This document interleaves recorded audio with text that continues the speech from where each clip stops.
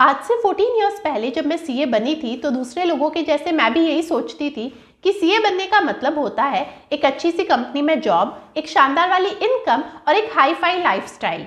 But eventually I realised being a CA gives you much more than that. मेरी personality, मेरा mindset, the way I look at this profession totally changed after I became CA.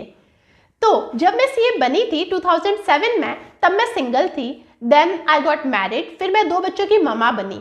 शादी और बच्चों के बाद में एक girl की लाइफ है वो पहले के जैसी नहीं रहती है। मेरे साथ भी ऐसा ही हुआ। My life changed upside down, but somehow I manage to keep myself going और मैं अपने प्रोफेशन के टच में रही।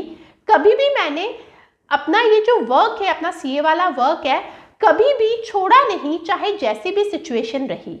जब मैंने अपने चैनल पर अपना सीए जर्नी वाला वीडियो शेयर किया था तो काफ़ी कमेंट्स आए थे कि मैम सीए बनने के बाद में आपकी लाइफ कैसी है, वो आप हमारे साथ शेयर कीजिए। तो आज का वीडियो उसी के बारे में है।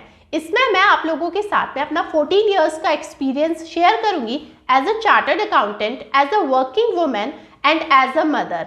तो शुरू करते हैं वहाँ से। मेरी सीए जर्नी वाला वीडियो एंड हुआ था जहाँ पे, यानी कि जनवरी 2007 से।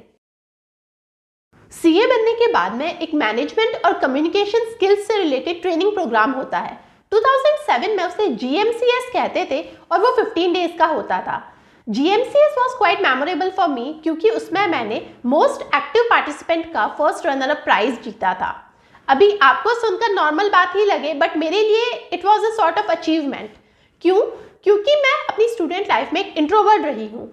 मैं ज़्यादा लोगों से मिक्सअप नहीं होती थी, क्लास में भी मैं ज़्यादा बोलती नहीं थी। इनफैक्ट आप मेरे सीए कोचिंग वाले टीचर्स से पूछ लो या इवन मेरे स्कूल टीचर से भी अगर आप पूछोगे तो उन्होंने शायद ही कभी मेरी आवाज़ सुनी हो। तो यू मे से कि पब्लिकली बोलना मैंने सीए बनने के बाद में शुरू किया और GMCS was the first time जब मैंने पब्लिकली बोला, हर एक एक्टिविटी में पार्टिसिपेट किया और रिजल्ट भी मेरे फेवर में था कि मुझे मोस्ट एक्टिव पार्टिसिपेंट की कैटेगरी में फर्स्ट रनर अप प्राइज मिला। Now you might be wondering कि ये इतना चेंज कैसे आया। देखो, मुझे पता था ये मेरी प्रॉब्लम है, ये मेरी वीकनेस है और मेरे दिमाग में पहले से ही था और मैंने उस चीज़ को अप्लाई भी किया। जैसे ही मेरे सीए फाइनल के एग्जाम्स हो गए थे, मैंने एक पर्सनैलिटी डेवलपमेंट का एक कोर्स है वो ज्वाइन किया था। अराउंड 15-20 डेज का वो कोर्स था और उस कोर्स को करने के बाद में मैंने जो खुद में चेंज नोटिस किया है ना, वो मैं बता नहीं सकती। ये जो अभी मैंने आपको इंसिडेंट शेयर किया है ना, फर्स्ट रनर अप प्राइज वाला, वो खुद उसका एविडेंस है कि किस तरीके से ये जो कोर्सेज होते हैं आपको टोटली चेंज कर देते हैं। तो काफ़ी बार होता है आप में कुछ क्वालिटीज़ होती है बट वो छुपी हुई होती है। तो ये जो इस टाइप के कोर्सेज होते हैं ना, वो आपकी क्वालिटीज़ को उभार कर, निखार कर बाहर लेकर आते हैं।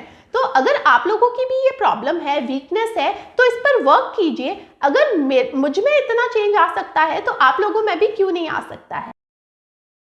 जीएमसीएस के बाद मैंने जॉब ढूंढना शुरू किया क्योंकि मुझे अपने होम टाउन में ही रहना था, तो मेरी चॉइसेस और ऑप्शंस थे वो लिमिटेड थे।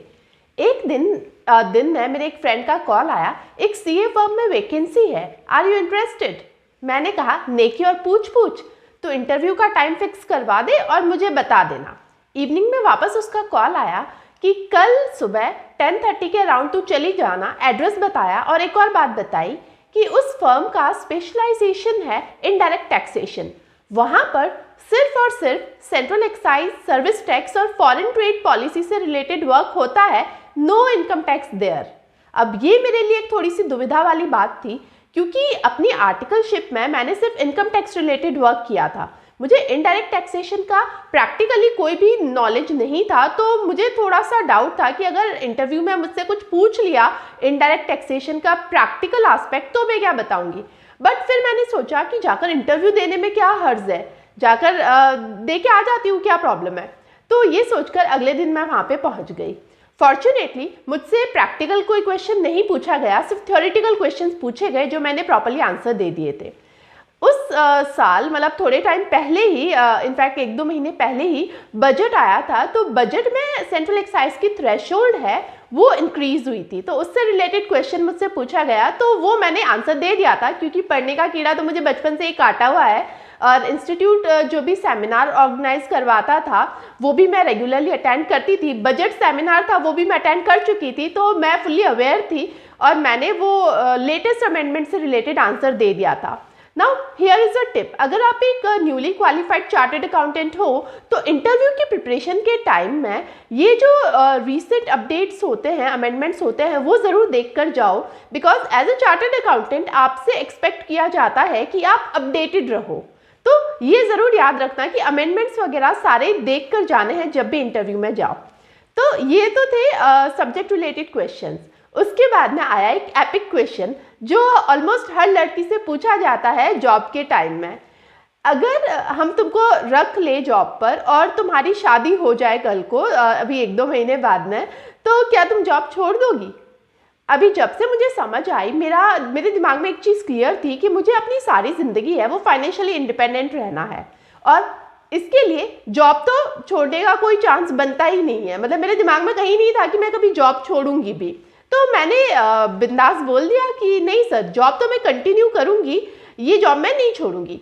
तो वहाँ से वापस क्वेश्चन आया, अगर शादी आउटस्टेशन हो गई तो क्या होगा? तब तो तुमको ये जॉब छोड़नी पड़ेगी।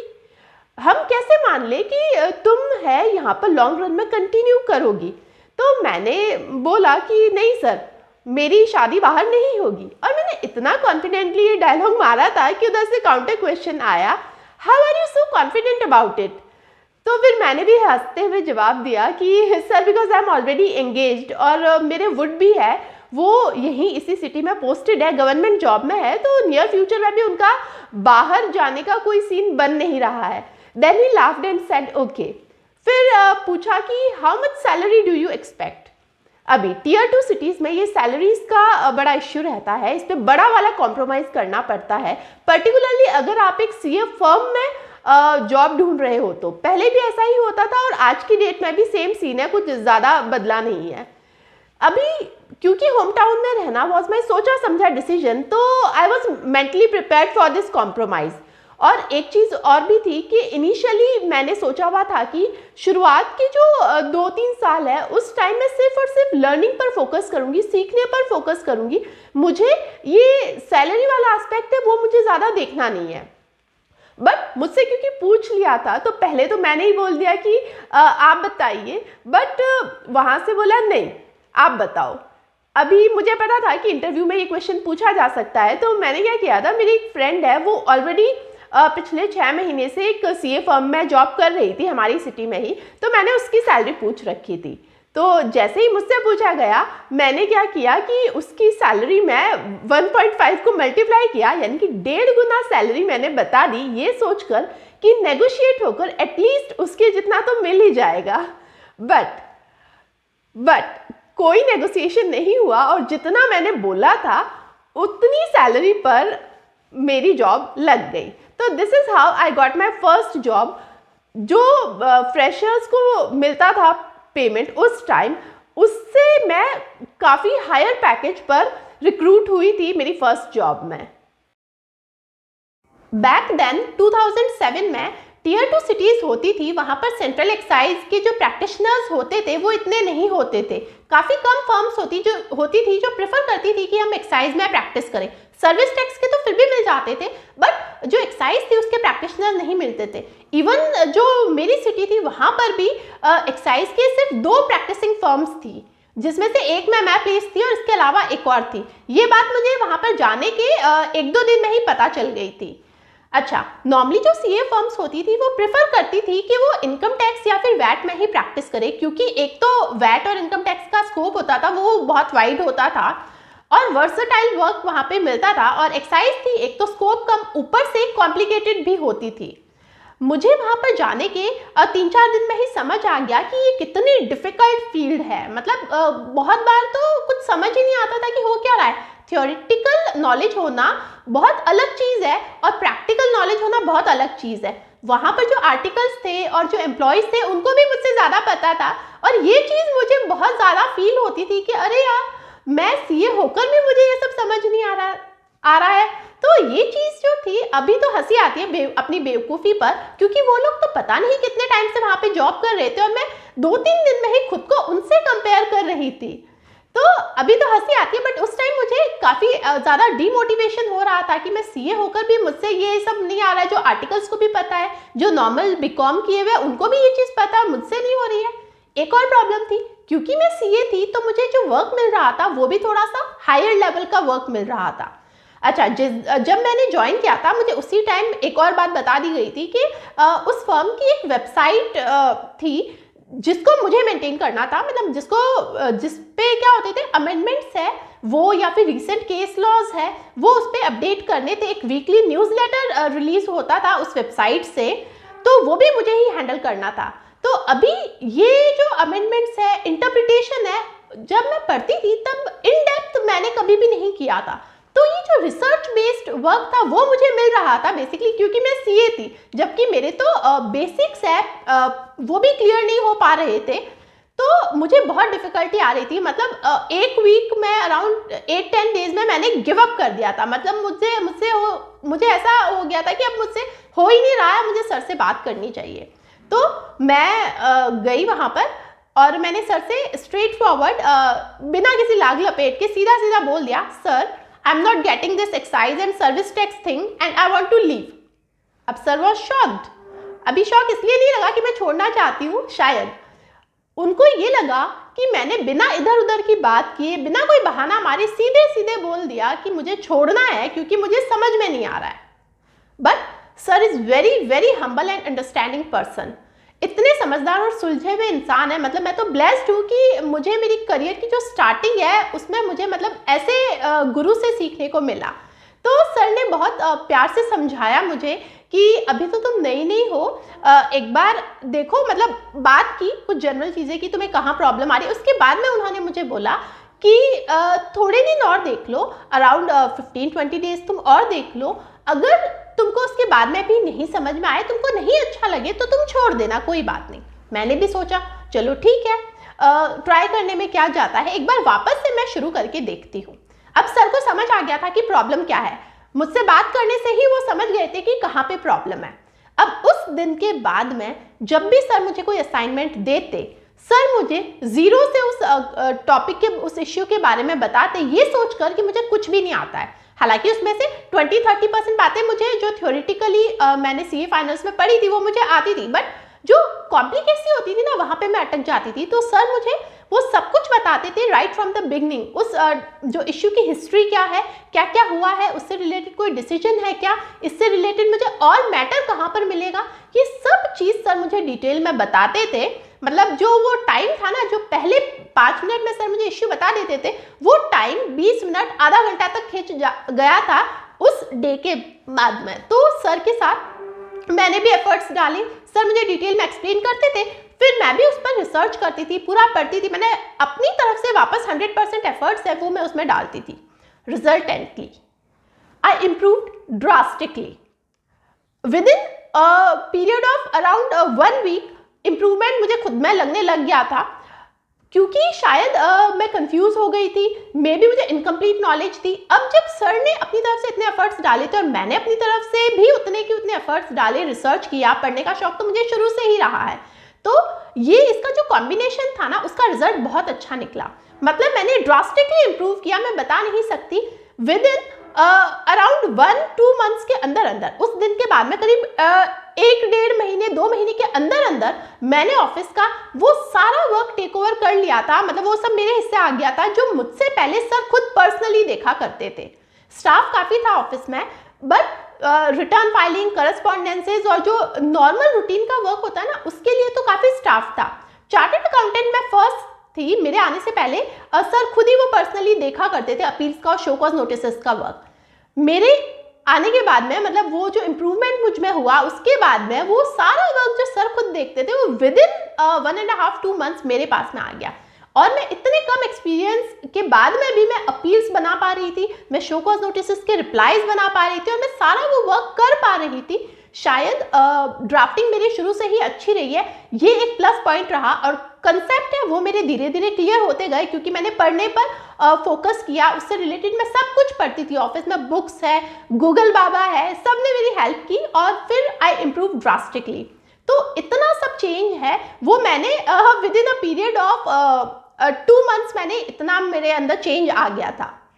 ओके, अब जब मैं वहाँ पे वर्क कर रही थी मुझे अच्छा लग रहा था। वेबसाइट से रिलेटेड जो वर्क होता था अमेंडमेंट्स का, उसमें क्या होता था, रिसेंट अमेंडमेंट्स होते थे इस वीक में, वो सब एनालाइज करते थे, इंटरप्रिटेशंस निकालते थे, एक ओपिनियन बनाते थे और एक न्यूज़लेटर रिलीज होता था। तो वो वाला वर्क और अपील वाला वर्क वो सब मिलते जुलते थे, रिसर्च बेस्ड होते थे।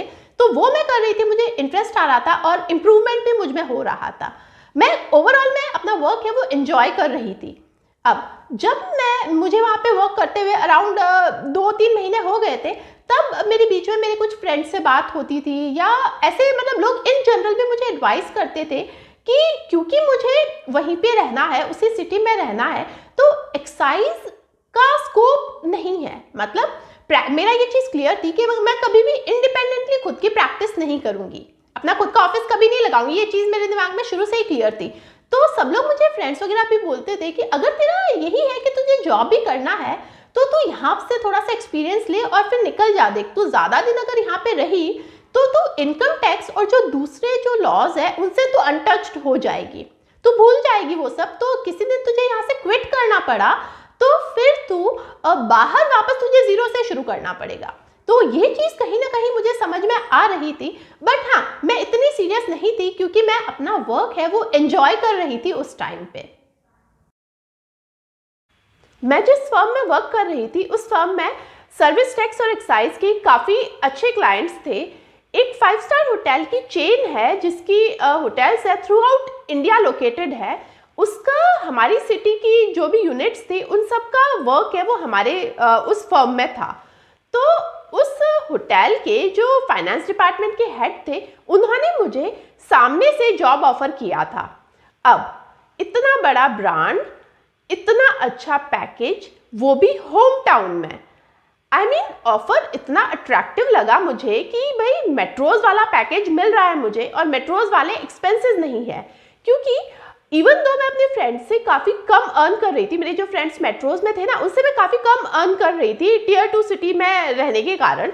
बट जब मेरी उनसे बात होती थी तो वो लोग एक बात बताते थे कि यार उधर पैकेज तो काफ़ी अच्छा है बट वहाँ पे कॉस्ट ऑफ लिविंग है वो बहुत ज़्यादा है, और तो रूटीन के ही इतने सारे एक्सपेंसेस हो जाते हैं और उसके साथ में जैसे होम टाउन भी आना जाना लगा रहता है। तो कुल मिलाकर अगर हम लोग देखें तो सेविंग्स हमारी उतनी नहीं हो पाती है।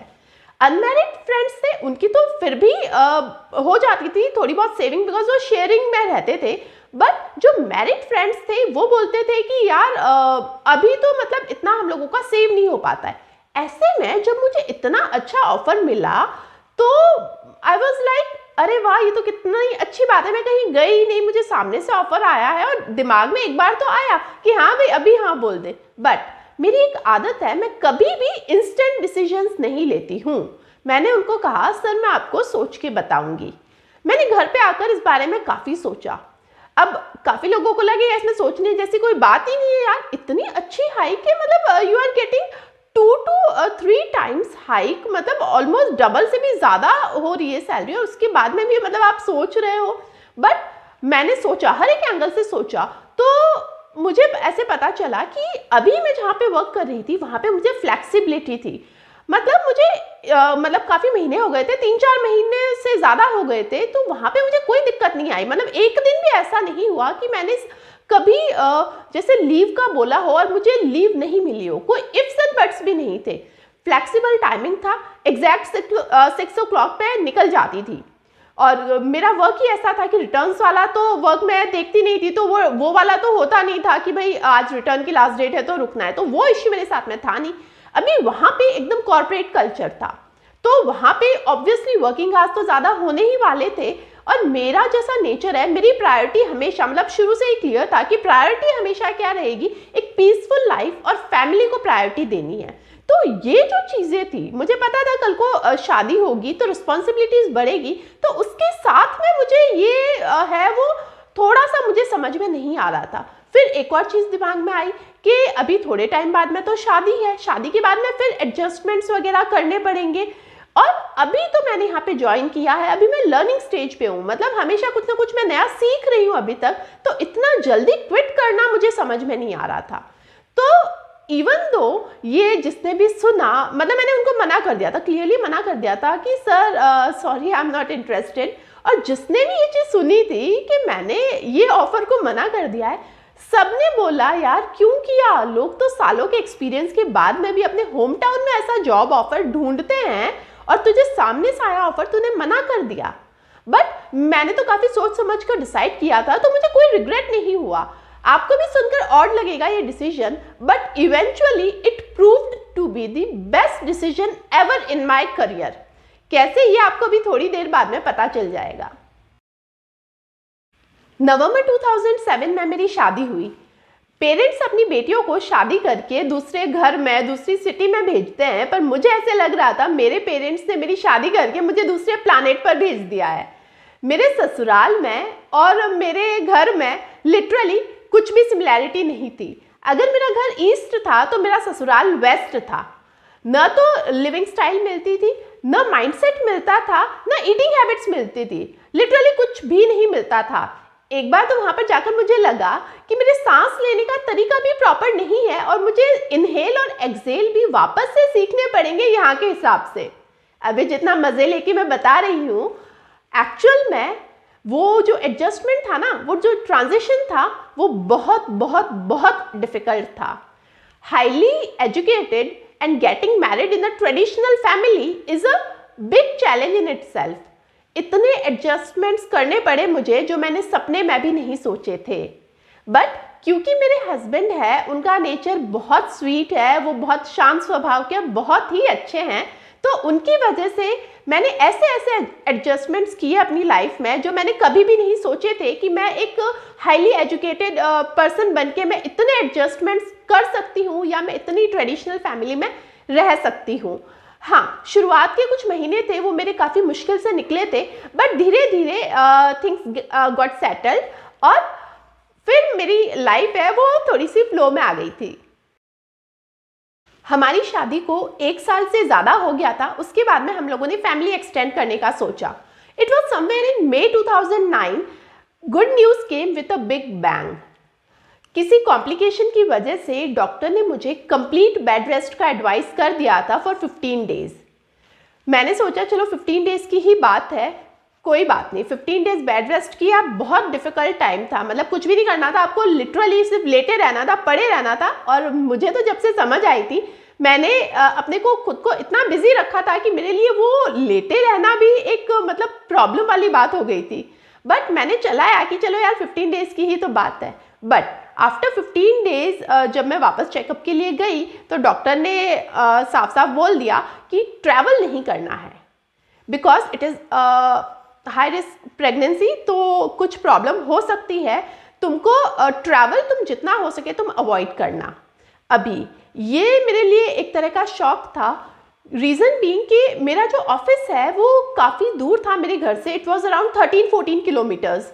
तो ऑफिस जाना तो मतलब पॉसिबल ही नहीं था। मैंने कभी नहीं सोचा था कि मतलब ठीक है मुझे पता था कि मुझे जॉब छोड़नी पड़ेगी जब मेरी ये सिचुएशन आएगी, बट वेरी फर्स्ट मंथ में ही जॉब छोड़नी है, ये तो मेरे लिए बहुत बड़ा शॉक था। बट ऑब्वियसली प्रायोरिटी तो अपनी हेल्थ ही होती है और फर्स्ट टाइम प्रेग्नेंट थी तो मैं रिस्क तो लेना ही नहीं चाहती थी। तो मैंने बॉस को कॉल करके क्लियरली बोल दिया था कि ये सिचुएशन है, डॉक्टर ने ट्रैवल करने को मना किया है, इसलिए मैं ऑफिस नहीं आ सकती। तो सर ने उस टाइम तो ओके बोल के कॉल डिस्कनेक्ट कर दिया था और बोला था ठीक है अपना ध्यान रखना, तुम हेल्थ पहले है। 1-2 दिन के बाद में ही सर का कॉल आया कि डॉक्टर ने तो सिर्फ ट्रैवल करने का मना किया है ना, बाकी रूटीन के वर्क का या बैठने का तो कुछ मना नहीं किया है। तो मैंने बोला नहीं सर, ऐसा तो कुछ भी नहीं मना किया है, रूटीन के काम तो सब कर ही सकती हूँ, घर पे भी मैं सब कर ही रही हूँ। तो सर ने मुझे ऑफर दिया कि तुम क्या घर से वर्क कर सकती हो क्या, मैं फाइल्स है जो केस फाइल्स होगी वो मैं तुम्हारे घर भिजवा दूंगा, तुम अपने लैपटॉप पे वर्क कर लेना और मुझे मेल कर देना, फाइल्स में वापस तुम्हारा वर्क हो जाएगा तो मैं फाइल्स कलेक्ट करवा दूंगा। और कभी तुमको केस लॉस वगैरह एक्सेस करने हो तो टीम व्यूअर से अपना ऑफिस सर्वर है वो कनेक्ट कर लेना। टीम व्यूअर एनी डेस्क के जैसा एक रिमोट एक्सेस सॉफ्टवेयर होता है, तो वो उस टाइम मुझे वही पता था, एनी डेस्क तो मुझे बाद में पता चला। तो ये सब सुन के मेरे को एक्चुअली सुनने में बहुत अट्रैक्टिव लगा, मतलब it was like a dream. मेरे लिए मतलब 2009 में ये वर्क फ्रॉम होम का कॉन्सेप्ट मैंने कभी सुना ही नहीं था कि ऐसा भी कभी हो सकता है क्या। बट ये बहुत अट्रैक्टिव लग रहा था कि यार घर से बाहर भी कदम नहीं रखना है, मैं खुद को बिजी रख पाऊंगी और अपनी ये जो प्रेगनेंसी का पीरियड है इसको भी मैं एंजॉय कर पाऊंगी और इनकम भी होगी। मतलब सब तरह से अच्छा ही अच्छा दिख रहा था, पॉजिटिव ही पॉजिटिव दिख रहा था, तो मैंने एग्री कर दिया उस चीज़ को। बट जब मैंने स्टार्ट किया ये वर्क एक्चुअली करना, तो मुझे पता चला कि ये जो 10 to 6 का जॉब मैं ऑफिस जाके करती थी वो मतलब फार बेटर था। घर पर रहकर, वो भी एक ट्रेडिशनल फैमिली में रहकर वर्क फ्रॉम होम करना बहुत बहुत डिफिकल्ट है। इतने डिस्ट्रैक्शंस होते थे, हर कभी कोई आ गया, आपको उठना पड़ा, कभी ये काम कभी वो काम। और मेरा वर्क था वो रिसर्च बेस्ड था, वो उसको मतलब कंसंट्रेट होकर करना पड़ता था, बार बार डिस्ट्रैक्ट होती थी मैं, तो मेरी जो वापस मोमेंटम नहीं बन पाता था मेरा। बट मैंने इस चीज़ को चलाया क्योंकि मुझे इतनी अच्छी अपॉर्चुनिटी मिली थी और उसको मैं गंवाना नहीं चाहती थी। और ये जो मुझे फैसिलिटी एक्सटेंड हुई थी, इसी की वजह से मेरे बेटे के होने के 1-2 दिन पहले तक भी मैं वर्क कर रही थी, which is like a dream for every working women. Otherwise तो 9th मंथ की स्टार्टिंग में तो सबको छोड़ना ही पड़ता है। उस टाइम मुझे रियलाइज़ हुआ कि वो जो मैंने जॉब ऑफर का मना किया था ना, उस होटल चेन का जो जॉब ऑफर था उसको जो मैंने मना किया था ना, वो मैंने एकदम सही डिसीजन लिया था। उस टाइम वो मुझे भी थोड़ा सा एक बार तो लगा था कि यार मैं कुछ गलती तो नहीं कर रही हूँ, बट इस पॉइंट पे आके मुझे लगा नहीं, कोई गलती नहीं है, बिकॉज भगवान ने मेरे लिए प्लान किया था। अगर मैं वहाँ पर जॉब कर रही होती तो ऑब्वियसली मुझे ये फैसिलिटी नहीं मिलती। इसलिए कभी कभी कुछ डिसीजंस होते हैं जो हमको शुरू में तो लोगों को भी अजीब लगते हैं, बट इवेंचुअली वो डिसीजंस होते हैं वो सही प्रूफ होते हैं। और ये डिसीजन एक ऐसा ही अजीब डिसीजन था जो शायद मेरी लाइफ का बेस्ट डिसीजन साबित हुआ। बेटे के होने के बाद में मैंने अराउंड 6 मंथ्स का ब्रेक लिया। उसके बाद मैंने वापस से एक्टिव वर्किंग शुरू कर दी। मैं घर से ही काम करती थी और सेम फर्म के साथ मैं एसोसिएटेड थी। बस डिफरेंस ये था कि पहले मैं कन्वेंशनल 10 to 6 की जॉब में थी, मुझे पूरा उतना कितना टाइम देना होता था। बट क्योंकि बेटे के होने के बाद में एक 6 महीने के छोटे बच्चे के साथ में टाइम मैनेज करना बहुत डिफ़िकल्ट होता है, तो मैंने जो मेरे वर्किंग आवर्स थे वो रिड्यूस कर लिए थे। अब मैं सिर्फ 4-5 घंटे ही वर्क करती थी। ऑब्वियसली टच में तो थी ही थी प्रोफेशन के साथ में, इनकम भी अच्छी अर्न हो रही थी। हाँ, छोटे बच्चे के साथ में मैनेज करना, वो भी घर से, इट इज़ हेल डिफ़िकल्ट। छोटे बच्चे का कोई रूटीन नहीं होता है, वो हर 2 घंटे से उठते रहते हैं, रोते रहते हैं, बोल के कुछ कहते नहीं हैं, तो सोने का उठने का उनका कोई भी प्रॉपर रूटीन नहीं होता। और जब बच्चे का रूटीन नहीं होगा तो उसकी मम्मा का रूटीन कैसे सेट होगा। रात में भी सेम चीज़ होती थी, वो हर 2-2 घंटे से 2.5 घंटे से उठ जाता था, तो ना तो मैं रात को प्रॉपरली सो पाती थी, ना मैं दिन में प्रॉपरली सो पाती थी। जॉइंट फैमिली थी तो वर्कलोड भी होता था, दो हेल्प होती थी, जैसे बच्चे को रखने में हेल्प होती है, बट पता नहीं क्यों मेरा बेटा है वो एक पीस ऑफ आयरन के जैसे बिहेव करता था, जो अपनी मम्मा मैग्नेट के पास में हर 5 मिनट में खिंचा आता था। मतलब मुझे समझ नहीं आता था, सब उसको इतना प्यार से रखते हैं, स्टिल वो मतलब जैसे मम्मा के पास ही रहूँगा वाला उसका सीन था, जब से उसको थोड़ी बहुत समझ आई थी और उसने क्रॉल करना चालू किया था।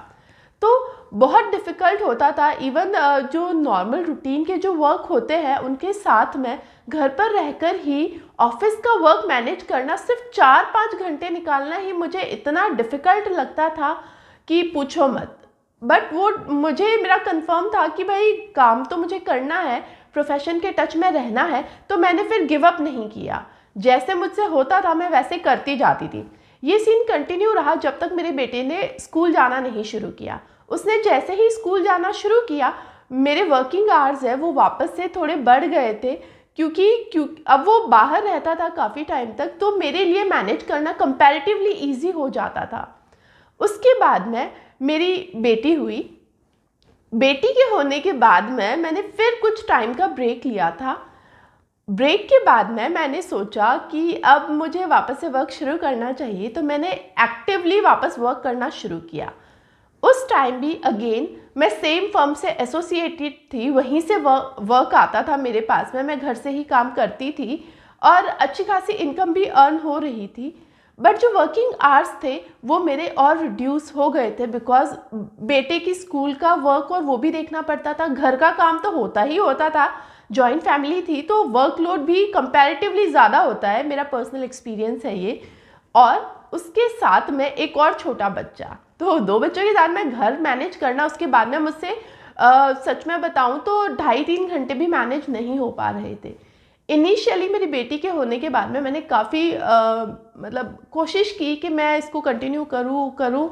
मैंने किया भी, काफ़ी टाइम तक किया, बट मेरी बेटी है वो कंपैरेटिवली नॉटी है मेरे बेटे से अगर कंपेयर करो तो।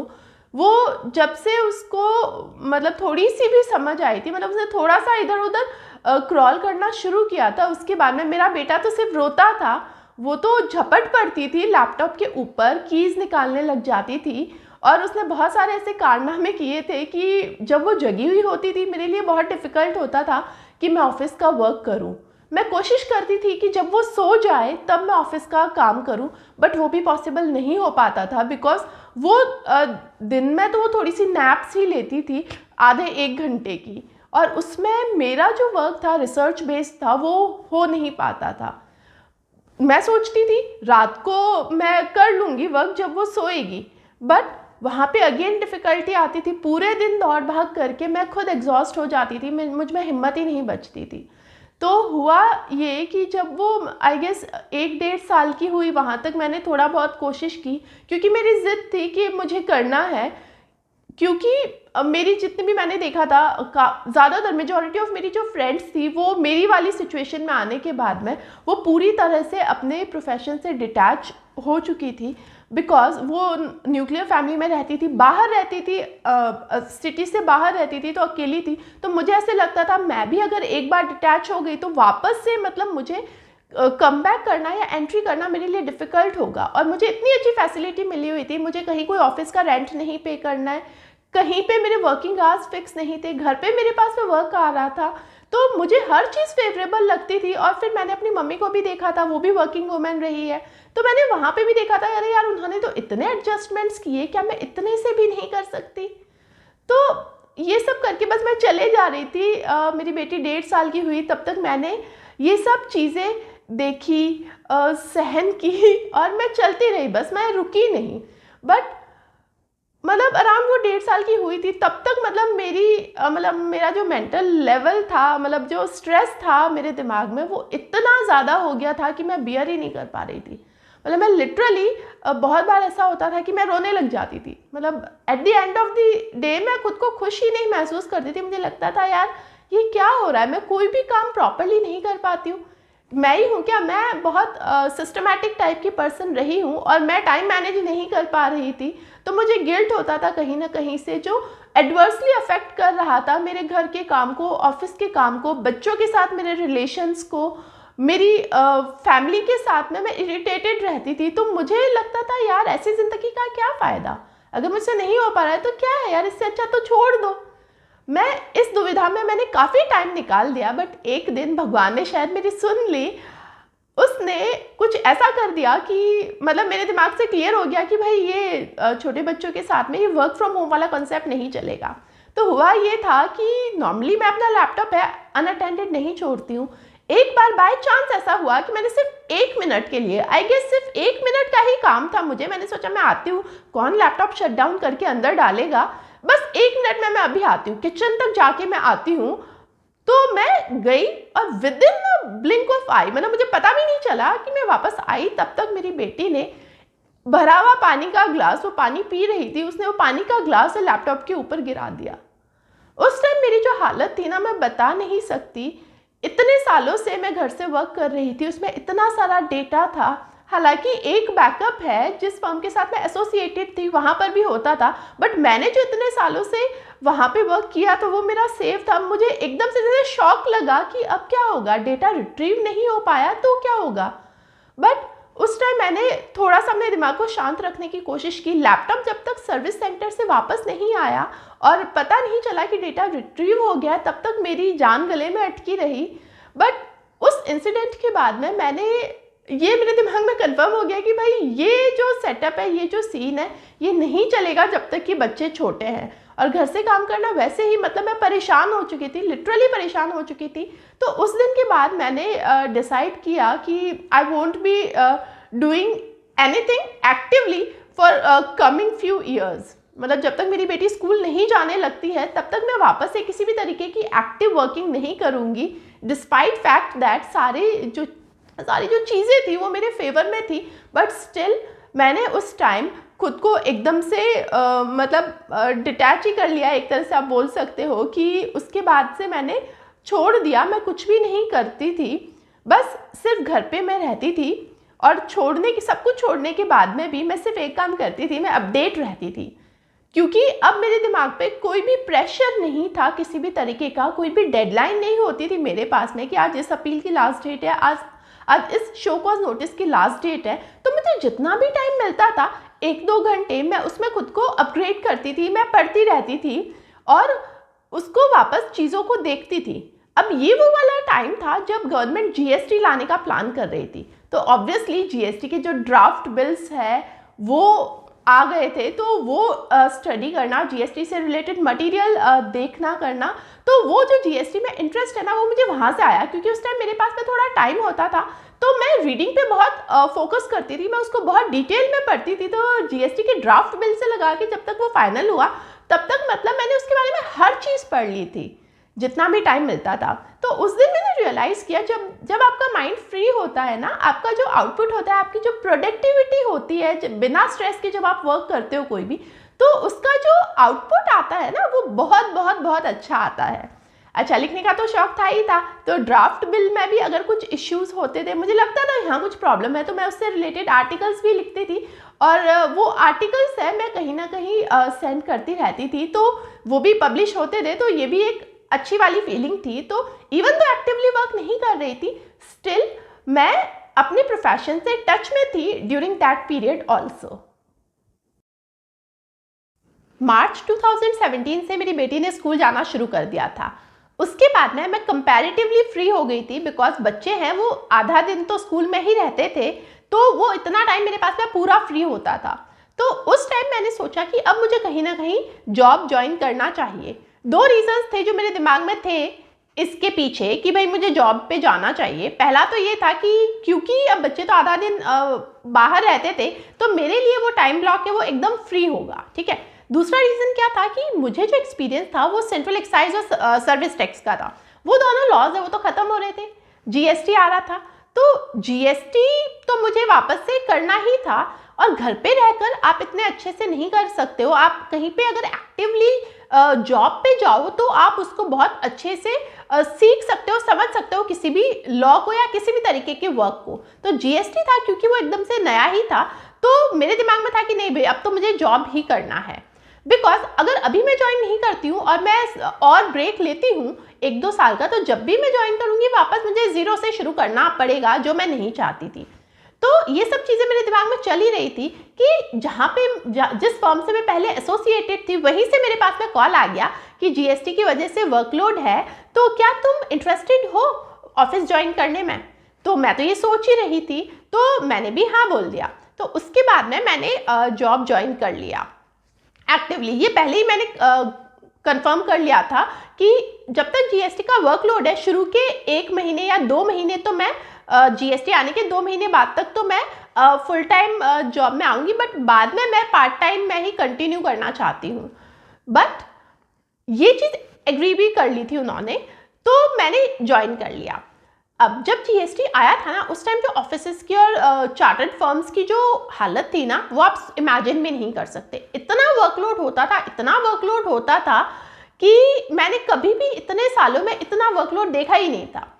ऑफिस अब क्योंकि मैं एक्टिवली जाती थी, तो क्या होता था कि नॉर्मली हमारा जो 80% टाइम है वो तो क्लाइंट्स की क्वेरीज हैंडल करने में जाता था। जब जीएसटी आने वाला था, मतलब जून से ये सीन शुरू हो गया था, जो जुलाई एंड तक तो चला ही चला था, उसमें पूरे दिन 80% टाइम हम लोग फ़ोन पे ही होते थे, मैं और मेरे बॉस। क्योंकि मैं सीनियर मोस्ट चार्टर्ड अकाउंटेंट थी, तो अगर बॉस की लाइन बिजी है तो ऑब्वियसली वो मेरे पास ट्रांसफ़र होके आता था।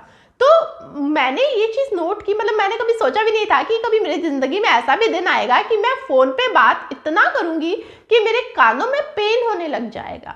लिटरली ईयर्स में पेन होने लग गया था मेरे, ये जून और पर्टिकुलरली जुलाई के मंथ में। मैं क्योंकि इतनी ज़्यादा फ़ोन एडिक्ट नहीं हूँ, मैं कभी भी इतनी लंबी लंबी बातें नहीं करती हूँ फ़ोन पे। मैं प्रेफर यही करती हूँ कि मैं पर्सनली लोगों से मिलूँ, ठीक है, आउट स्टेशन पे जो है उनसे आप बात कर लो, बट इतनी लंबी लंबी बातें मैंने कभी की नहीं थी, तो मेरे लिए एक बहुत नया एक्सपीरियंस था। बट वो जो 2-3 महीने निकले ना, दे वर लाइक हेल। मतलब मैं ऑफिस में इतनी ज़्यादा थक जाती थी, मैं पहले भी जॉब करती थी, बट ऐसी हालत कभी भी नहीं हुई थी कि आप कंटिन्यूअसली जब ऑफिस में जब घुसे हो आप, तब से लगाकर आप जब निकल रहे हो तब तक आप इतना ज़्यादा बिजी हो, आप पे इतना ज़्यादा प्रेशर है।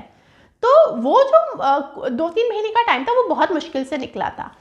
अब जब मैंने जॉब ज्वाइन किया था तब मैंने घर पे एक और मेड लगवाई थी खाना बनाने के लिए। तो सफाई के लिए तो पहले भी आती ही थी, अब क्योंकि मैं एक्टिवली जॉब पे जा रही थी तो मैंने खाना बनाने के लिए भी लगाई थी।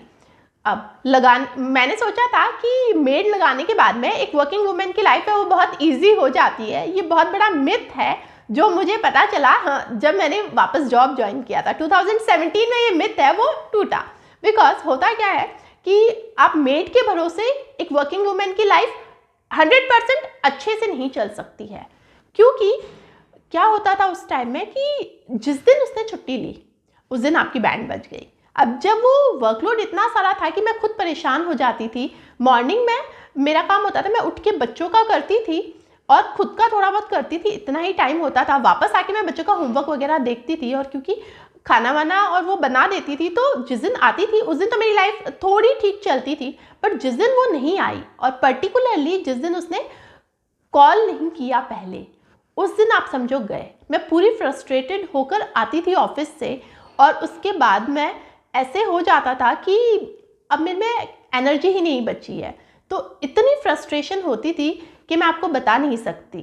और ये फ्रस्ट्रेशन होती थी हमेशा बच्चों पे निकलती थी। जब मैं छोटी थी तो देखती थी कि मम्मी कभी कभी हम लोगों को बिना बात के डांट देती थी। मुझे अभी तक याद है, मैं सोचती थी कि मम्मी मेरे को क्यों डांट देती है, मतलब मेरी तो कोई गलती नहीं थी। और ये चीज़ जब मैं खुद उस सिचुएशन में आई तब मैंने रियलाइज़ की, जब एक औरत के पास में या किसी भी पर्सन के पास में उसकी कैपेसिटी से ज़्यादा काम होता है तो वो फ्रस्ट्रेटेड होता है। और वो जो फ्रस्ट्रेशन होती है वो 90% बच्चों पर निकलती है। ये मेरा पर्सनल एक्सपीरियंस है, मैंने अपनी मम्मी को भी देखा था और ये चीज़ मैंने खुद के साथ भी होती हुई देखी थी। तो बहुत बार मैं अपने बच्चों को डांट देती थी, वो सुनते नहीं थे।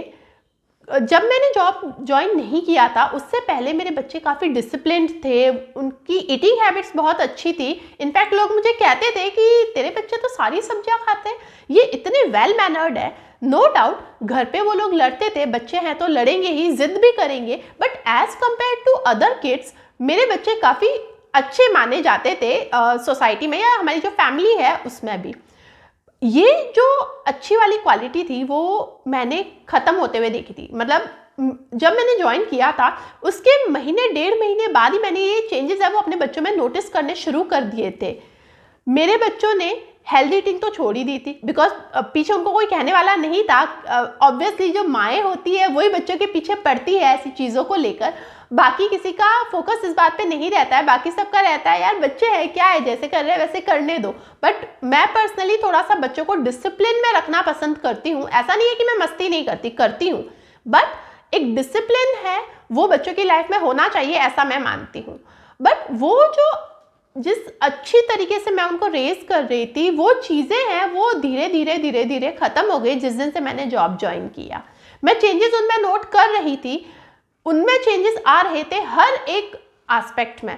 पढ़ाई में देख लो आप, उनकी ईटिंग हैबिट्स में देख लो, इन जनरल भी वो चिड़चिड़े और थोड़े से एरोगेंट टाइप के होने लग गए थे। एक तो उनमें इतने चेंजेस देखे, प्लस मैं खुद फ्रस्ट्रेटेड हो जाती थी, परेशान हो जाती थी। और उस टाइम मेरे दिमाग में ये नहीं आता था कि मैं पूरे दिन तो बच्चों से अलग रहती हूँ और मैं इवनिंग में सिर्फ 1.5-2 घंटे जब मैं उनके साथ में हूँ तब मैं ये चाहती हूँ, उनसे ये एक्सपेक्ट करती हूँ कि वो पूरे 100% मेरे हिसाब से चले, जो कि बच्चों के केस में नेक्स्ट टू इम्पॉसिबल है। बच्चे हैं, मशीन्स थोड़ी ना है जो आपके इशारों पे चलेगी, वो थोड़ी बहुत मस्ती भी करेंगे। पूरे दिन अगर आप उनके साथ रहते हो तो सिचुएशन अलग होती है, आप सिर्फ उनके साथ में 1-2 घंटे ही रह रहे हो तब सिचुएशन अलग होती है। और मेरी जो फ्रस्ट्रेशन थी और बच्चों की जो एरोगेंस थी, उसका जो कॉम्बिनेशन था वो बैठ नहीं रहा था। स्ट्रेस लेवल है मेरा वो अगेन बढ़ गया था। मैं बहुत बहुत बहुत परेशान रहने लग गई थी। मुझे लग रहा था यार ऐसी ज़िंदगी क्या काम की। नेगेटिविटी बढ़ती जा रही थी कि ना तो मैं बच्चों की तरफ ढंग से ध्यान दे पा रही हूँ, ना मैं घर की तरफ ध्यान दे पा रही हूँ प्रॉपरली, और ना मेरे ऑफिस का जो वर्क है वो मैं प्रॉपरली कर पा रही हूँ।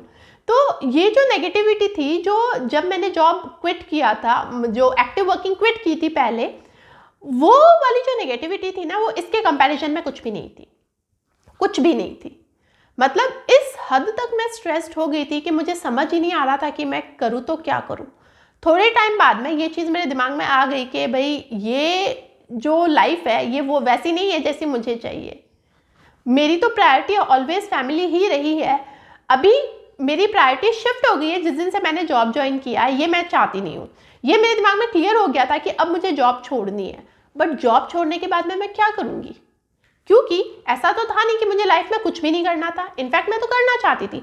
मेरी प्रॉब्लम सिर्फ इतनी सी थी, मेन प्रॉब्लम जो थी वो ये थी कि मेरे बच्चे अभी नासमझ थे। उनमें सही गलत की समझ ही नहीं थी, उनको कैसे रहना है ये चीज़ उनको बिल्कुल भी नहीं पता थी। तो मेरा सिर्फ ये था कि अब मुझे थोड़ा बड़ा ब्रेक चाहिए कंपैरेटिवली, जब तक कि मेरे बच्चे सेल्फ डिपेंडेंट नहीं हो जाते हैं, जब तक उनको ये नहीं समझ आ जाता है लाइफ में किस चीज़ की क्या चीज़ कितनी इंपॉर्टेंट है, उनकी खुद की समझ डेवलप नहीं हो जाती है। At least for coming 5 to 6 years मुझे अब ये जॉब जैसी चीज़ में मुझे नहीं पढ़ना है। मुझे किसी भी तरीके की एकदम एक्टिव वर्किंग जो बहुत ज़्यादा टाइम डिमांड करती है उसमें मुझे नहीं जाना है। ये चीज़ तो क्लियर हो गई। बट उसके साथ में एक और प्रॉब्लम थी, क्योंकि मैंने जब से मेरी शादी भी नहीं हुई थी तब से मैं कंटिन्यूअसली, मेरे पास में एक कांस्टेंट सोर्स ऑफ अर्निंग था। मुझे शुरू से ही था कि मुझे फाइनेंशियली इंडिपेंडेंट रहना है और किसी भी, चाहे कुछ भी हो जाए, मैं अपने प्रोफेशन से टच में रहूंगी चाहे जो हो जाए। ये दो चीज़ें मेरे दिमाग में क्लियर थी। तो अब मैं ऐसा क्या करूं इस 5-6 साल के पीरियड में कि मेरे ये दोनों सपने पूरे हो जाए। एक्टिव वर्किंग यानी कि जो जिसमें बहुत ज़्यादा टाइम और एफर्ट चाहिए, ऐसा वर्क है वो मेरे दिमाग में था ही नहीं कि मुझे ऐसा कुछ करना है। मैं सोचती रही, मैंने काफ़ी सोचा। तो एक दिन मुझे एक क्लिक हुआ कि जब मैं इतने सालों का मुझे एक्सपीरियंस है तो क्यों ना मैं CA, CS और CMA स्टूडेंट्स को इनडायरेक्ट टैक्सेशन पढ़ाना शुरू कर दूँ। ये मेरे दिमाग में कहाँ से आया इसका भी बताती हूँ कि जब मैं ऑफिस जाती थी, पर्टिकुलरली जब मैं एकदम नई थी, तो जो आर्टिकल्स थे ना, मतलब जब मैंने 2007-8 की बात बता रही हूँ, जब वो जो आर्टिकल्स थे उनमें और मेरे में एज गैप भी काफ़ी कम था, तो वो बिंदास मुझसे बात करते थे। क्योंकि जो आर्टिकल्स थे और मैं फ्रेशर CA थी, तो हम लोगों में एज गैप था वो काफ़ी कम था। तो वो लोग एकदम बिंदास बात करते थे। उनको कुछ भी पूछना भी होता था तो वो स्ट्रेट फॉरवर्ड पूछ लेते थे। कुछ डाउट होता था, सिले से सिले डाउट होता था तो भी पूछते थे। कोई प्रोविजन में अटके हैं, कुछ समझ में नहीं आ रहा है, तो भी वो मुझसे पूछते थे। और जब मैं उनको एक्सप्लेन करती थी तो फीडबैक आता था कि अरे दीदी आप तो बहुत अच्छा पढ़ाते हो, मतलब आप इतना अच्छा समझाते हो, आप पढ़ाते क्यों नहीं हो CA स्टूडेंट्स को। ये इतनी पुरानी बात मुझे अब जाके क्लिक हुई कि हाँ, ये काम है जो मैं कर सकती हूँ। ये इतना ज़्यादा डिमांडिंग भी नहीं है, थोड़ी बहुत इनकम भी हो जाएगी, और सबसे बड़ी बात मैं अपने प्रोफेशन के टच में रहूँगी। तो ये चीज़ मुझे समझ आ गई कि हाँ, ये काम है जो मैं कर सकती हूँ। तो जैसे ही मेरा माइंडसेट ये क्लियर हुआ तो मेरे पास में एक बैकअप आ गया कि अगर मैं जॉब छोड़ देती हूँ तो मैं क्या करूँगी। तो ये बात है करीब अक्टूबर-नवंबर की। तो मैंने फर्मली डिसाइड कर लिया था कि भाई अब मैं ये ज़्यादा मतलब नहीं ले सकती इतना स्ट्रेस, और अब मुझे छोड़ना ही है। मैंने नवंबर एंड में मैंने बॉस को नोटिस सर्व कर दिया था कि अब मैं 31 दिसंबर तक ही कंटिन्यू कर पाऊंगी, उसके बाद में मैं जॉब कंटिन्यू नहीं करूंगी। 1 जनवरी 2018 से मैंने अपनी टीचिंग जर्नी स्टार्ट की। फर्स्ट बैच जो मैंने लिया था वो CA फाइनल का था। अब ये भी एक अजीब बात है क्योंकि जब भी कोई पर्सन टीचिंग जर्नी स्टार्ट करता है वो CA इंटर से स्टार्ट करता है। मैं यूनिक पीस हूँ जिसने CA फाइनल से अपनी टीचिंग जर्नी स्टार्ट की। कुछ नोट्स थे वो तो मैंने बनाकर रखे थे क्योंकि मैंने नवंबर में ही डिसाइड कर लिया था कि मुझे इस लाइन में आना है। तो टाइम मैनेज करके थोड़े बहुत नोट्स मैंने बना के रखे थे। रिमेनिंग नोट्स है वो मैंने क्लासेस के बाद में जो टाइम बचता था उसमें बनाए। अभी टाइम मैनेजमेंट का इश्यू आ रहा था तो मेरे घर के पास में एक स्टडी लाइब्रेरी थी, वो मैंने ज्वाइन कर ली थी। मैं अपना लैपटॉप लेकर वहाँ चली जाती थी, तो वहाँ पर मुझे कोई भी डिस्ट्रैक्शन नहीं होता था और मैं काफ़ी घंटे वहाँ पर बैठ कर नोट्स बनाती थी। ट्रस्ट मी, फर्स्ट टाइम जब आप नोट्स बनाते हो राइट फ्रॉम दी स्क्रैचेस बहुत बहुत बहुत डिफ़िकल्ट होता है, बट मुझे पता था कि कोई भी अपन नया वर्क स्टार्ट करते हैं तो उसमें आपको बहुत एफर्ट्स डालने पड़ते हैं, तो मैं मेंटली प्रिपेयर्ड थी कि भाई मुझे तो स्टार्टिंग में तो टाइम मुझे देना ही है। बट हुआ क्या था कि जब मैं एक्टिवली वर्क कर रही थी तब भी मैं उतना ही टाइम दे रही थी, इतना ही मेरा हेक्टिक रूटीन था। जब एक्टिव वर्किंग क्विट की और टीचिंग लाइन में आई तब भी इनिशियली मैं उतना ही टाइम दे रही थी, विद अ डिफरेंस कि पहले तो I was earning very handsome amount और अभी अर्निंग वाइज कुछ भी नहीं था, कुछ भी नहीं इन द सेंस काफ़ी कम था एज कम्पेयर टू जितना पहले अर्न कर रही थी। अब क्योंकि मैं मेंटली प्रिपेयर थी इस एडजस्टमेंट के लिए तो मुझे ऐसी कोई डिफिकल्टी आई नहीं, कभी भी मेरे दिमाग में नेगेटिविटी आई नहीं, क्योंकि मुझे पता था कि ये तो मुझे ऐसा तो होना ही है। ओवरऑल जो मेरा एक्सपीरियंस है वो बहुत अच्छा रहा। फर्स्ट बैच में से भी स्टूडेंट्स है वो सीए बन गए, उसके बाद में एक स्टूडेंट है उसकी सीए में इंटर में रैंक आई, काफ़ी स्टूडेंट्स हैं जिन्होंने 60 प्लस स्कोर किया। तो ओवरऑल जो मेरा ये 3 सालों का एक्सपीरियंस है वो बहुत अच्छा रहा, बहुत बहुत अच्छा रहा।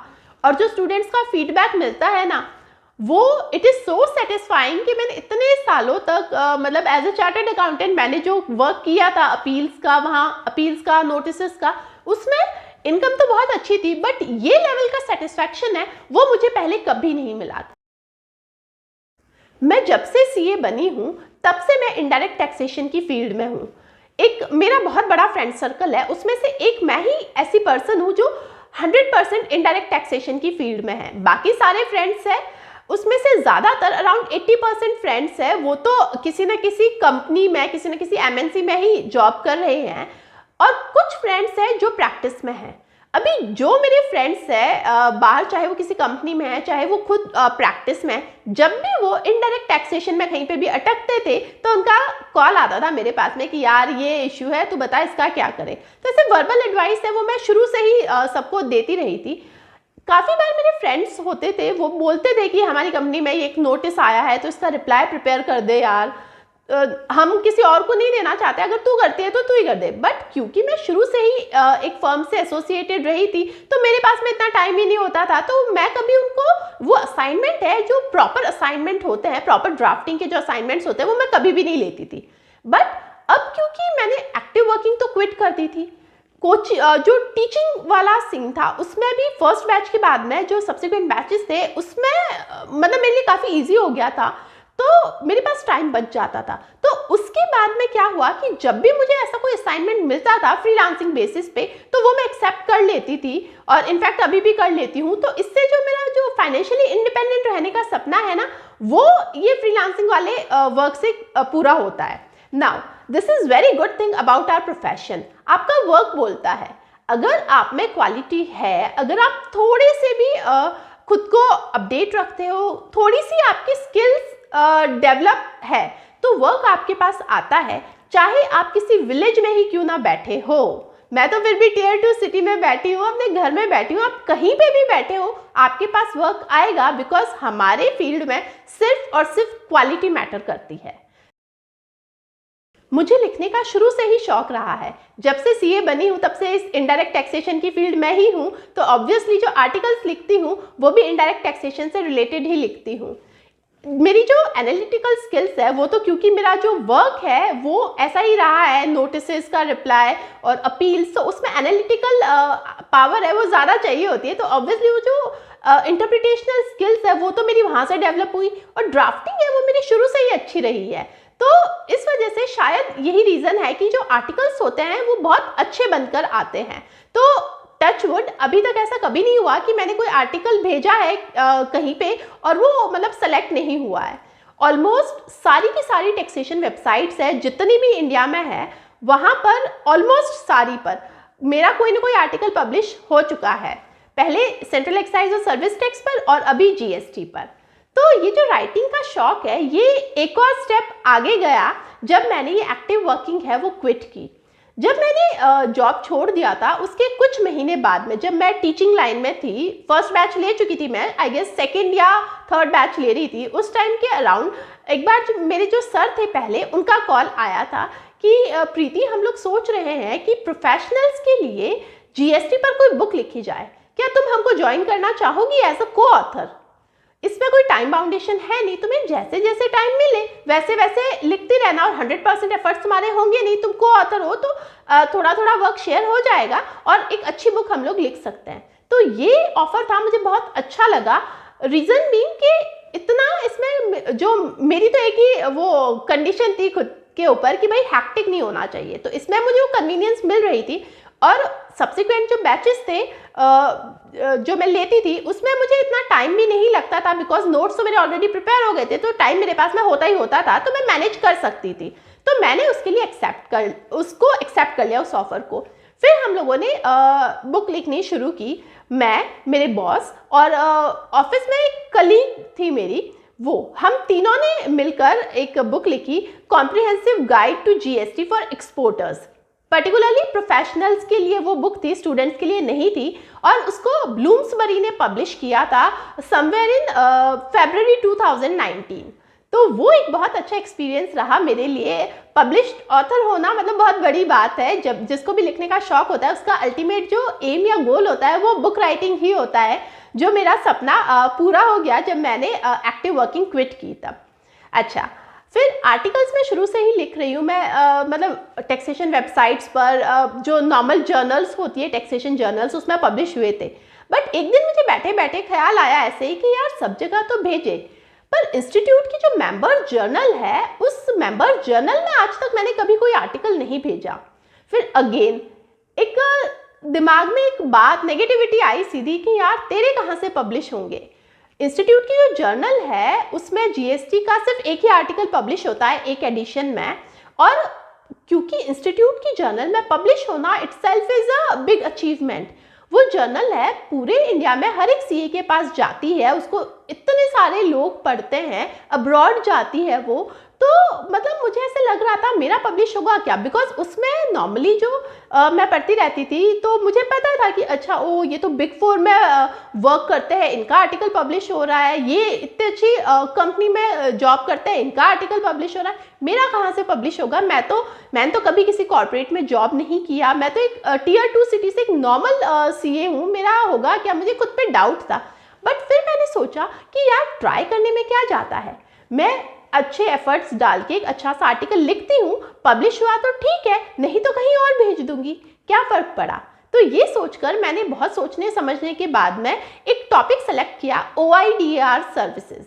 ये थोड़ा सा यूनिक टॉपिक था, इस पर आज तक कोई भी मतलब आर्टिकल है जर्नल में पब्लिश हुआ नहीं था, तो मैंने वो सेलेक्ट किया। और जब पढ़ाती थी तो उसमें मुझे कुछ इश्यूज लगते थे, जब मैं स्टूडेंट्स को पढ़ाती थी ना तो मुझे वहाँ से कुछ पॉइंट्स आते थे, मुझे लगता था यार यहाँ पे तो क्लैरिफिकेशन नहीं है, तो वो सारे पॉइंट्स उठा के मैंने एक डिटेल में आर्टिकल बनाया था, जो 2-3 महीने लगे उसको सेलेक्ट होने में, बिकॉज इंस्टीट्यूट की जर्नल में पब्लिश होने के लिए काफ़ी सारे आर्टिकल्स आते हैं, क्योंकि ऑब्वियसली मैंने बताया बहुत बड़ी बात होती है, तो 2-3 महीने लगे। बट फाइनली ये मेरा मार्च 2019 के एडिशन में मेरा ये OIDR सर्विसेज वाला आर्टिकल है वो पब्लिश हुआ।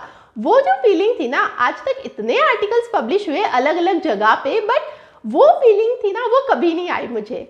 और उसके बाद तो फिर मुझे यही समझ में आया ट्राई करने में कुछ नहीं जाता है, तो उसके बाद मैंने एक और आर्टिकल भेजा था जो भी मेरा पब्लिश हुआ था अक्टूबर 2019 के एडिशन में। तो ये कुल मिलाकर एज अ ऑथर मेरे ये जो एक्सपीरियंसेस थे ना ये बहुत अच्छे गए, मतलब ये एक्टिव वर्किंग क्विट करने के बाद में ये मेरे मेन अचीवमेंट्स थे जो मुझे लगा मुझे आप लोगों के साथ में शेयर करने चाहिए। जब से मैंने एक्टिव वर्किंग क्विट की थी और ये टीचिंग जर्नी स्टार्ट की थी, तब से ही मेरे दिमाग में कुछ ये YouTube से रिलेटेड कुछ चल रहा था। मुझे लग रहा था यार मेरा भी एक चैनल होना चाहिए जिस पे मैं अपनी नॉलेज है वो शेयर करूं। अब क्योंकि YouTube एकदम अलग चीज़ हो गई, ये वर्क मैंने मतलब मेरे सीए वाले वर्क से रिलेटेड ही नहीं है, ऑल टुगेदर नई चीज़ थी, तो मेरे मन में ये बात आई थी first time, I guess it was somewhere in December 2018 के आसपास मेरे दिमाग में आया था कि यार ऐसा कुछ करना चाहिए।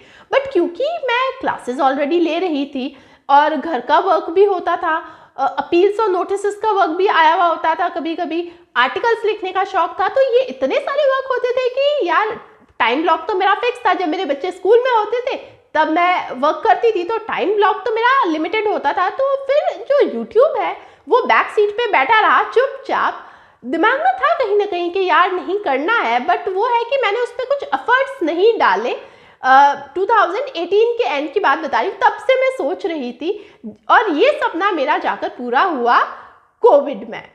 जब लॉकडाउन हुआ था मार्च में, तब सब लोग घर पे थे, कुछ वर्क भी नहीं था, मतलब सब कुछ मतलब बंद हो गया था। तो मैं क्या थी, थोड़ी सी फ्री हो गई थी।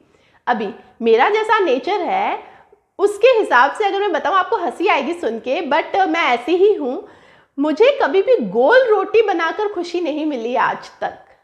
मुझे कुछ ना कुछ ही अपने प्रोफेशन से रिलेटेड या कुछ क्रिएटिव वर्क होता है, other than these house hold chores. करती हूँ मैं घर के काम, बट मुझे इंटरेस्ट कभी भी नहीं आता है। मैं सिर्फ इसलिए करती हूँ कि भाई सब औरतें करती है तो मुझे भी करना है। बाकी मुझे पर्सनली इन कामों में इंटरेस्ट नहीं आता है। मुझे अच्छे ये दूसरे तीसरे काम ही अच्छे लगते हैं मुझे, ऑनेस्टली झूठ नहीं बोलूँगी, यही सच है।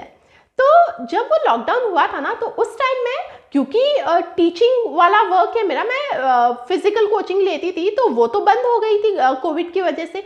बच्चों की स्कूल्स थी वो भी बंद हो गई थी, तो और हस्बैंड थे वो भी घर पे होते थे। तो दिन में मेरे पास में बहुत काम होता था, बिकॉज जब बच्चे घर पे होते हैं तो आप सोच ही नहीं सकते कितना काम होता है। बट फिर भी at the end of the day मेरा दिमाग हमेशा ये कैलकुलेट करता था कि आज मैंने दिन में क्या किया। जिस दिन मैं सिर्फ घर का ही काम करती थी, बच्चों का, फैमिली का ही काम करती थी, अदर देन दैट मैं कुछ भी नहीं करती थी, उस दिन मेरे को आप ये समझ लो कि सोते टाइम मतलब मैं डिस्टर्ब हो जाती थी कि यार ये ऐसी लाइफ तो मुझे नहीं चाहिए। मतलब मुझे कुछ ना कुछ एक ऐसी चीज़ चाहिए जो मेरे रूटीन में हो। तो जो टीचिंग थी वो मुझे ट्रैक पे रख रही थी, बिकॉज रोज सुबह उठ के मेरे पास में कुछ करने के लिए नया होता था। अब वो चीज़ मेरी मिसिंग हो गई थी। आर्टिकल्स भी रोज लिखने का मन ही नहीं करता था, बिकॉज रूटीन नहीं था, बिल्कुल रूटीन बन ही नहीं रहा था। तो उस टाइम वापस से वो यूट्यूब वाला थॉट है ना, वो आया। मैंने कहा ये राइट टाइम है, अब मुझे स्टार्ट करना चाहिए। पर फिर अगेन ये क्वेश्चन आया कि यार चैनल तो स्टार्ट कर दूंगी, सीख भी लूंगी, पर सबसे पहले तो टॉपिक तो डिसाइड करूँ किस पे करूँगी। तो दो टॉपिक्स थे मेरे दिमाग में। पहला तो ऑब्वियसली जीएसटी पढ़ाती हूँ, तो मुझे जीएसटी रिलेटेड वो आ रहा था एक तो दिमाग में, और दूसरा मैं क्या पहले ब्लॉग्स लिखती थी। मॉम्सप्रेसो नाम की एक वेबसाइट है, इंडिया की नंबर 1 पेरेंटिंग वेबसाइट है, उस पर मैं ब्लॉग्स लिखती थी पेरेंटिंग से रिलेटेड, वुमेनहुड से, फेमिनिज्म से रिलेटेड, और वो काफ़ी पॉपुलर भी होते थे। मतलब करीब 1.5-2 साल मैंने वहाँ पे काफ़ी ब्लॉग्स लिखे थे। और जब मैंने लिखना छोड़ा ना, उस टाइम में अराउंड 4.3 मिलियन के आसपास उस पर व्यूज़ थे। तो बहुत अच्छा रिस्पॉन्स आता था जब मैं वो लिखती थी वहाँ पर। तो मेरे दिमाग में था कि यार पेरेंटिंग वाली चीज़ ना, मैं जैसे बच्चों को हैंडल करती हूँ, मेरी जो ट्रिक्स है वो लोगों को काफ़ी पसंद आती है। तो मेरे दिमाग में ये आया कि पहले ब्लॉग लिखती थी, अब मैं उससे रिलेटेड एक यूट्यूब चैनल बनाती हूँ। एक तो ये और एक वो सीए वाला, दोनों में मैं स्टक हो गई कि यार क्या करूँ। फिर यार जीएसटी तो अपना क्या बोल सकते हो ज़िंदगी है, तो जीएसटी तो भाई छूटता नहीं है। तो पहला ख्याल तो ये आया कि यार ये अगर मैं इधर घुस गई दूसरी वाली लाइन में तो मेरा जीएसटी रह जाएगा। तो पहला तो मैंने ये डिसाइड किया, नहीं यार सबसे पहले तो ये जीएसटी वाला चैनल मैं स्टार्ट करती हूँ। उसके बाद में मुझे टाइम मिला और मेरे पास में अगर टाइम बचता है तो फिर मैं वो पेरेंटिंग वाले के बारे में सोचूंगी। तो अभी मैंने ये तो डिसाइड कर लिया कि मुझे जीएसटी से रिलेटेड एक चैनल बनाना है, यूट्यूब चैनल। बट जीएसटी से रिलेटेड तो ऑलरेडी इतने सारे चैनल्स थे, तो वापस वहाँ पर ग्रो करना, लोगों की नज़रों में आना, वो कैसे होगा मेरा। तो इसके लिए मैंने सोचा मैं कुछ अलग ट्राई करती हूँ, कुछ अनकन्वेंशनल सा। तो मुझे क्या काफ़ी शौक है, मैं रिसर्च वगैरह करती रहती हूँ। तो मैं स्क्रॉल करते करते एक एनिमेशन सॉफ्टवेयर मिला मुझे आया कि यार ये किसी ने नहीं किया है। मैं क्या करती हूँ, ये एनिमेशन सॉफ्टवेयर है, ये सीखती हूँ, मतलब इसको परचेज करती हूँ, पेड सॉफ्टवेयर था, इसको परचेज करती हूँ और मैं इसकी हेल्प से क्या करती हूँ, जीएसटी पे इसको लेके मैं एक्सपेरिमेंट करती हूँ। तो मैंने क्या किया, जीएसटी से रिलेटेड अमेंडमेंट्स बनाती थी, उस सॉफ्टवेयर को सीखा मैंने, बहुत टाइम लगा। मैंने यूट्यूब से ट्यूटोरियल्स वगैरह देखे, वो सॉफ्टवेयर वालों की जो वेबसाइट है वहाँ पर ट्यूटोरियल्स देखे, और ऐसे कर करके मैंने घर पे बैठकर ही वो सॉफ्टवेयर है, एनिमेशन सॉफ्टवेयर, वो सीखा मैंने। उसके बाद में मैंने जीएसटी से रिलेटेड अमेंडमेंट्स है ना वो सॉफ्टवेयर की हेल्प से बनाने शुरू किए और अपलोड करने शुरू किए। अब एनिमेशंस बनाना बहुत टाइम कंज्यूमिंग जॉब है। मुझे याद है एक स्टार्टिंग में जब मैं बनाती थी ना, मैंने सीख लिया था। उसके बाद में जब मैंने बनाना शुरू किया ना, 7-8 मिनट के वीडियो के लिए मुझे कम से कम 12 से 15 घंटे लगते थे। और उस पर व्यूज़ कितने आते थे? 7, 8, 10, बस ऐसे ही व्यूज़ आते थे। तो मुझे कहीं ना कहीं ये लगता था यार इतनी मेहनत कर रही हूँ, कोई देखता तो है ही नहीं, और अमेंडमेंट से ही तो ऑब्सोलेट हो जाते हैं, बाद में कौन देखेगा, एक ही बार देखेंगे। तो कहीं ना कहीं मुझे ये नेगेटिविटी आ रही थी कि मैं इतना सारा टाइम और एफर्ट्स लगा रही हूँ और इसका कुछ रिस्पॉन्स ही नहीं आ रहा है। तो फिर मैंने क्या किया, मैंने स्टूडेंट से फीडबैक लिया। तो मुझे जो फीडबैक मिला वो ये था कि मैम आपके एनिमेशंस नो डाउट बहुत अच्छे हैं, बट स्टूडेंट्स की साइकोलॉजी होती है, हम स्टूडेंट्स को टीचर दिखना चाहिए। अगर टीचर हमको दिख नहीं रहा है ना तो हमारा कंसंट्रेशन नहीं बनता है। तो वो चीज़ मुझे क्लिक हुई। मैंने फिर स्विच किया फेस कैम वीडियोस पर। फिर मैंने एक पेन टैब होता है जिसकी हेल्प से आप लिखते हो तो स्क्रीन पे दिखता है, वो परचेज किया मैंने, और वो उस तरह के वीडियोस बनाने मैंने सीखे। वो अगेन मुझे सीखना पड़ा, यूट्यूब से मैंने ट्यूटोरियल्स देख देख के वो चीज़ सीखी मैंने, और फिर मैंने ऐसे फेस कैम से वीडियोस बनाने शुरू किए। उसके बाद रिस्पॉन्स है वो अच्छा आने लगा, लोगों को अभी थोड़ा बहुत पसंद भी आता है। तो मुझे अच्छा फील होता है कि यार मेरे जो एफर्ट्स है वो मतलब किसी के काम आ रहे हैं। तो अभी फेस कैम पे स्विच कर दिया, और वो जो सब्सक्रिप्शन लिया था उस सॉफ्टवेयर का, उसका क्या, उसके तो मैंने एनुअल चार्जेस पे कर दिए थे। तो ये जो अभी यहाँ पे भी डालती हूँ, सी वाले चैनल पे भी कभी कभी एनिमेटेड वीडियो डाल देती हूँ मैं, कभी कभी, बाकी ज़्यादातर फेस कैम वाला ही डालती हूँ। तो उस एनिमेशन सॉफ्टवेयर को यूज़ करने के लिए मैंने क्या किया, अपना दूसरा चैनल स्टार्ट किया। वो उस पर मैं पेरेंटिंग है, पॉजिटिविटी है, रिलेशनशिप है, इससे रिलेटेड वहाँ पर वीडियोस डालती हूँ। थोड़े से लाइट वीडियोस होते हैं, थोड़े से फनी होते हैं। तो अगर इनकेस आपको इंटरेस्ट है वो देखने में, तो उस चैनल का नाम है जिंदगी प्रीतिफाइड, लिंक मैं डिस्क्रिप्शन बॉक्स में दे दूंगी। Do check that out in case you are interested. तो ऐसे मेरी जो ये यूट्यूब जर्नी है वो स्टार्ट हुई। और जब मैंने जॉब छोड़ा था ना, तब मेरे दिमाग में सिर्फ यही था कि यार मैं 5-6 साल का एक ब्रेक लूँगी इस एक्टिव वर्किंग से, उसके बाद अल्टीमेटली मैं वापस कहीं ना कहीं जॉब करूँगी। क्योंकि मुझे ऐसा लगता है कि आप कहीं पे बाहर जाके वर्क करते हो ना, तो ही आपको सेटिस्फेक्शन मिलता है, तो ही आपको फील आती है कि आप प्रोफेशनल हो, आप कुछ अच्छा वर्क कर रहे हो। घर पे बैठ के वो फील नहीं आती है, ऐसा मैं सोचती थी। बट जब से ये लॉकडाउन हुआ था ना, उसके बाद सारी कैलकुलेशन है वो चेंज हो गई। अभी एज ऑफ नाउ मुझसे यूट्यूब मुझे नहीं लगता है कि छूट पाएगा, because I am absolutely loving this YouTube thing. Videos banana, upload करना, और उस पर जब कमेंट्स आते हैं ना वो पढ़ना बहुत अच्छा लगता है। तो I don't think near future में अभी मैं वापस पहले के जैसे कभी वो एक्टिव वर्किंग कर पाऊंगी, क्योंकि अभी तो लाइफ बहुत अच्छी चल रही है, टचवुड। जैसा मैं सोचती थी कि भाई फ्लेक्सिबिलिटी होनी चाहिए, एक कांस्टेंट सोर्स ऑफ इनकम होना चाहिए, और काम वही करना जो आपको अच्छा लग रहा है। तो फ्रीलांसिंग वाले वर्क से मुझे इनकम वाइज तो वहाँ से मैं हुई हूँ, वहाँ से इनकम हो जाती है मुझे। टीचिंग है वो अब बैचेस वापस शुरू होंगे तो टीचिंग वाली भी हो जाएगी, और बाकी फ्री टाइम के लिए ये यूट्यूब तो है ही है, आर्टिकल्स में लिखूंगी। तो अगर प्रॉपरली मैं मैनेज करती हूँ तो ये सारी चीज़ें मुझसे हो जाती है। और as of now I am absolutely loving this life, और मुझे नहीं लगता है अब मैं कभी भी वापस वो कन्वेंशनल 10 to 6 वाली जॉब में शिफ्ट होना चाहूँगी। लोगों को कहते सुना है कि वो सो एंड सो वुमेन है, वो जॉब कर पा रही है क्योंकि उसकी फैमिली बहुत सपोर्टिव है। वो वुमेन जॉब कर रही है क्योंकि वो न्यूक्लियर फैमिली में रहती है, उसके ऊपर कोई जिम्मेदारी नहीं है। वो जॉब कर पा रही है क्योंकि वो लकी है, उसको सब तरह से पॉजिटिव एनवायरनमेंट मिला है। बट ऐसा नहीं है, लेट मी टेल यू। हर कोई औरत जो अपने घर से बाहर निकलती है, अपने रूटीन के जो हाउस होल्ड चोर्स है वो कंप्लीट करके अगर वो बाहर स्टेप आउट करती है, या फिर अगर वो अपने घर से ही कुछ वर्क कर रही है, तो उसके खुद के स्ट्रगल्स होते हैं, उसके खुद के चैलेंजेस होते हैं। चाहे वो न्यूक्लियर फैमिली में रहती है, चाहे वो जॉइंट फैमिली में रहती है, चाहे उसके घर पे मेड आती है चाहे नहीं आती है, हर कोई औरत, चाहे वो फुल टाइम जॉब करती है, चाहे वो पार्ट टाइम जॉब करती है, चाहे वो फ्रीलांसर है, चाहे वो बिजनेस वुमेन है, हर एक औरत के खुद के स्ट्रगल्स होते हैं, खुद के चैलेंजेस होते हैं।